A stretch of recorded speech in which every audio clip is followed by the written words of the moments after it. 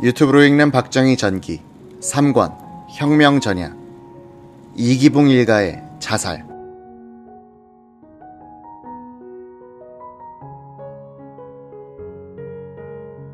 (4월 28일) 아침 김정열 국방장관은 메카나기 주한미국 대사로부터 전화를 받았다. 메카나기 대사는 김 장관이 전날 요청했던 사안에 대한 미국 정부의 입장을 전달했다.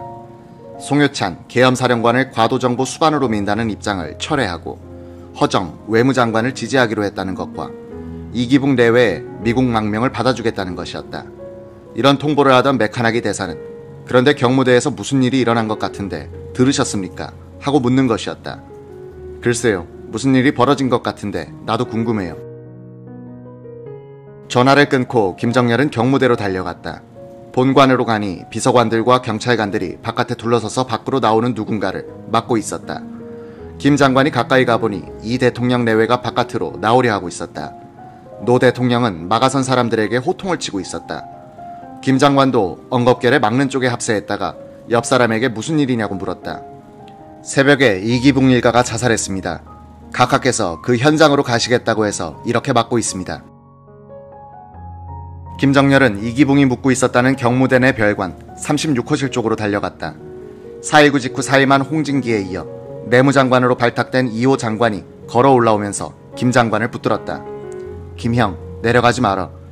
봐도 소용없고 일생 동안 참혹한 기억이 남을 터이니 내려가지 말어. 김정열은 이 장관에게 끌려 대기실로 돌아와 중얼거렸다. 바로 오늘 아침 메카나기 대사로부터 망명 알선이 잘 되었다는 소식을 들었는데 이렇게 안타까운 일이 있을까?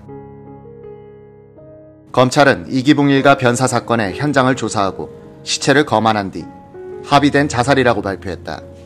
유서는 없었다. 권총은 모두 5발이 발사됐다. 이강석만이 머리와 가슴에 2발을 맞았고 다른 사람들은 머리에 1발씩 맞았다.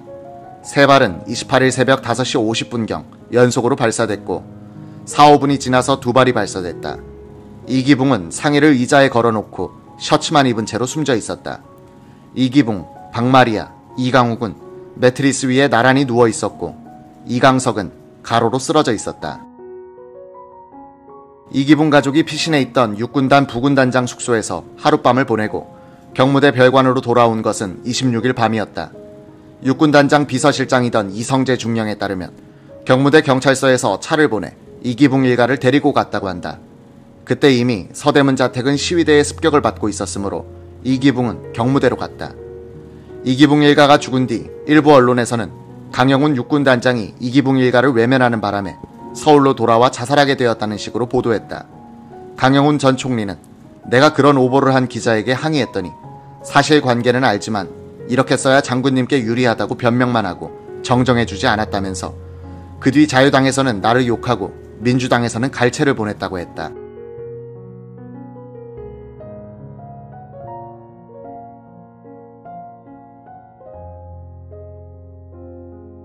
(4.19) 유혈 사태에 이은 (4.26) 이승만 대통령 하야 그리고 이기붕 일가의 자살로 자유당 정권이 붕괴하자 한국 사회에서 혁명적 상황이 전개되기 시작했다. 최인규 등 3.15 부정선거 주범 구속, 김구 암살 등 과거 정치적 사건의 재조명 요구, 경찰 등 권력기관 간부 퇴진, 서민호, 강문봉 등 전 정권 때의 정치사건 수감자 석방, 교장 총장 배척운동, 학생들의 동맹 휴학, 좌익의 정치 세력화, 시위의 난동화 등 그 뒤에도 정권 교체기마다 되풀이되는 정형화된 혼란이었다. 4월 28일 계엄사령부는 북한과 조총련이 남한 학생들을 선동하기 위해 불온 문서를 학교와 학생단체로 보내고 있다고 발표했다. 미국의 농객 월트 리프먼은 4월 28일자 워싱턴 포스트지에 기고한 한국이란 우리의 두통거리란 제아의 칼럼에서 한국은 그 자신의 독립과 자유를 스스로 유지할 수 없는 나라이기 때문에 계속 미국의 피보호국이며 피후견국의 지위에 남아있어야 한다고 했다. 그는 우리가 한국을 위해 흘린 피를 값싼 농담으로 만들어버린 이승만 정권을 퇴진시킨 데 기여한 미국 정부의 조치를 옹호했다. 4월 29일 AP통신은 시산 혈해의 유혈 사태로 전락할 뻔했던 한국 사태가 이승만 하야로 수습된 데는 한국군의 자제가 큰 기여를 했다고 보도했다. 이때만 해도 송유찬 계엄사령관의 인기는 좋았다. 29일 신문들은 송유찬 장군의 국방장관 입각서를 보도했다. 이 날짜부터 모든 신문은 터키에서 발행한 반 멘데레스 총리 유혈 학생 시위로 계엄령이 선포된 사건을 연일 크게 다룬다. 기사들은 이 학생 시위가 한국 학생들의 용감한 행동에 자극을 받아 이루어졌음을 강조하고 있었다. 신문 지면은 온통 국내외의 시위 사태로 채워지고 있었다. 4월 30일 수도 육군병원 강당에서는 자살한 이기붕 일가 4명의 영결식이 있었다. 이틀 전 이화장으로 물러났던 이승만 전 대통령은 양자인 이강석의 관 앞에 앉아 한 10분간 영정을 바라보면서 눈물을 짓다가 측근의 만류를 받고 식장을 떠났다. 4월 30일자 조선일보의 사회면은 학원 내 진통으로 채워져 있었다. 민주혁명은 학원 내로란 제하에 어용학자를 숙정, 학생들 걸기에 일부 교사도 동조, 서울대, 학도 호국단 해체 주장, 성균관대, 총장 사퇴를 요구, 경희대, 총장 축출 움직임, 이란 작은 제목의 기사들이 지면을 뒤덮었다. 이날짜 조선일보 일면에 실린 홍종인의 시로는 민의를 떠난 개헌은 있을 수 없다면서 정계 혁신을 위해 현 국회의원은 사퇴하라고 요구하고 있었다. 이는 학생들의 주장과 궤를 같이 하는 것이었는데 현 국회를 해산하고 새로운 총선을 치르면서 개헌 여부를 국민에게 물어야 한다는 주장이었다. 홍종인은 오늘의 사태를 가져온 책임의 일단은 신파, 구파로 나뉘어 싸움질을 해온 민주당에도 있다고 지적했다. 민주화를 위해 투쟁해왔다는 이유만으로 국민의 정당을 자처하던 민주당에 대한 원초적인 의문을 제기한 글이었다.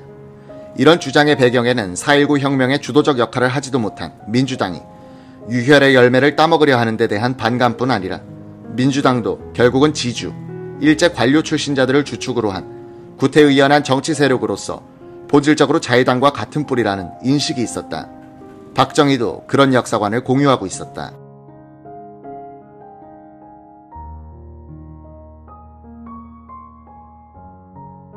(4.16) 이승만 하야 이후 온 나라에 불어닥친 혁명적 분위기는 박정희 소장을 격동시켰다. 5월 2일 박정희는 육사 11기 작전장교 손영길 대위를 불렀다. 이낙선이 작성한 5.16 증언록에서 손영길 대위는 이렇게 기억했다.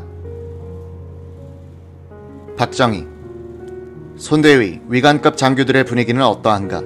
지금 모든 분야에서 혁신의 분위기가 있는데도 군부에서만은 이렇다 할 혁신의 기운이 없다. 서울에서 젊은 영관급 장교들이 혁신을 부르짖고 있다. 우리 사령부 내 위관급 장교들 동태는 어떤가?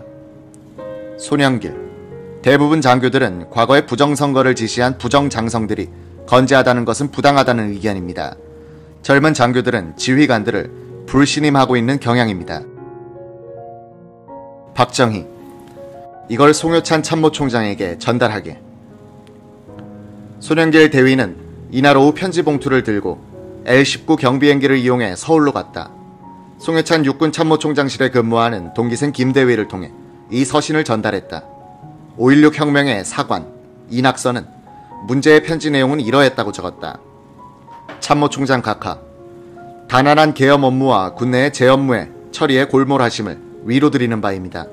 각하로부터 많은 은고를 입으며 각하를 존경하며 누구 못지않을 본인이 지금 그 높으신 은공에 보답하는 길은 오직 각하의 처신을 그르치지 않게 충고드리오미 유일한 방도일까 짐작되옵니다.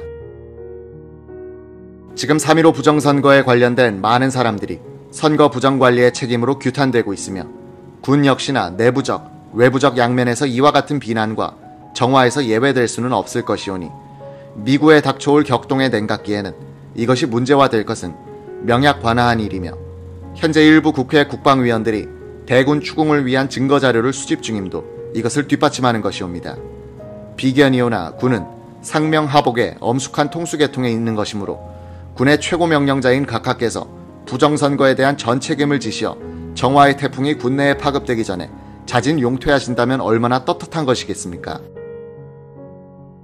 각하께서는 4.19 이후의 민주적인 재반처사에 의하여 절찬을 받으시오니 부정의 책임감은 희박해지며 국민이 보내는 갈채만을 기억하시겠습니다마는 사실은 불일 내에 밝혀질 것입니다. 차라리 국민이 아쉬워할 이 시기를 놓치지 마시고 처신을 배려하심이 각하의 장래를 보장하며 과거를 장식케 하는 유일한 방도일까 아뢰옵니다. 4.19 사태를 민주적으로 원만히 수습하신 각하의 공적이 절찬에 값하는 바임은 물론이오나 3.15 부정선거에 대한 책임도 또한 결코 면할 수 없는 것이며 따라서 그 공과는 상쇄가 불가능한 사실에 비추어 가급 조속히 진퇴를 영단하심이 국민과 군의 진위에 영합되는 것이라 사료됩니다. 현명한 상관은 부하의 성심을 수락함에 인색하지 않을 겁니다. 각별한 은혜를 입은 부하로서 각하를 길이 받들려는 미충에서 감히 진언드리는 충고를 경청하시어 성심에 답하는 재량이 있으시기를 복망하옵니다. 외람대오나 각하와의 두터운 신의에 의지해 이 글을 올리오니 두루 해량하시와 본인으로서의 심사숙고된 성심을 참작하여 주시기 아뢰옵나이다. 그동안 박정희가 송효찬에게서 입은 은혜를 생각한다면 이 편지는 독한 마음을 품고 쓴 것임을 알 수 있다. 박정희는 사정을 모질게 끊고 송효찬의 용태를 건의한 것이다. 이때 송효찬은 계엄군이 4.19 때 시위대에게 발포하지 않음으로써 이승만의 하야를 불가피하게 만들었다고 해 국민적 인기가 높았다.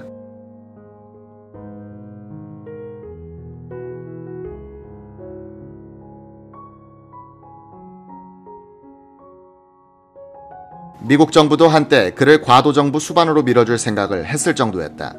그런 송 장군에게 비수와 같은 편지를 써올린 박정희는 이 행동으로써 경량이 일고 있는 시대 상황으로 뛰어든 것이다.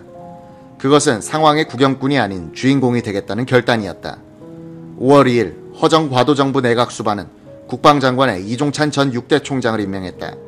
1952년 부산 정치파동 때 박정희와 함께 이승만 정권의 전복을 생각했고 한때는 많은 청년 장교들에 의해서 군사혁명의 지도자로 지목받고 있었던 이종찬의 장관 취임은 박정희에게 상당한 격려가 되었을 것이다.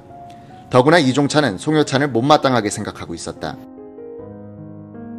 박정희의 편지를 받은 송효찬의 심경을 이낙선은 정의의 순환이란 기록에서 다소 소설적으로 묘사하고 있다. 송 총장의 분노는 하늘을 치솟았다.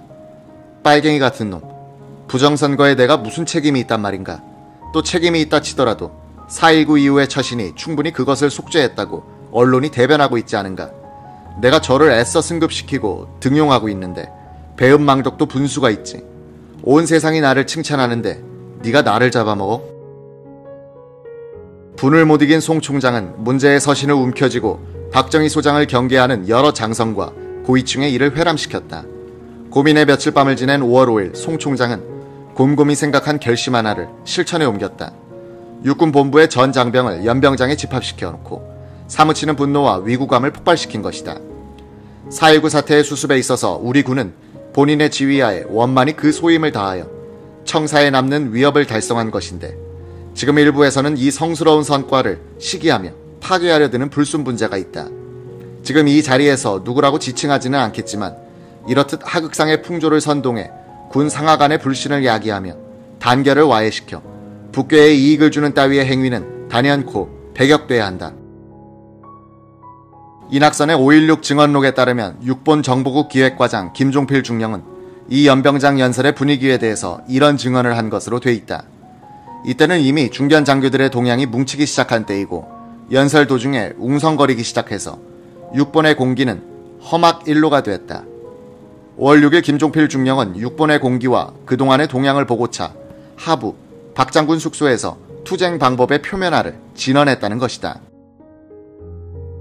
5월 8일 김종필 중령을 중심으로 한 648기 출신 장교들은 정군을 요구하는 연판장을 작성해 상부에 제출하려다가 탄로가 난다.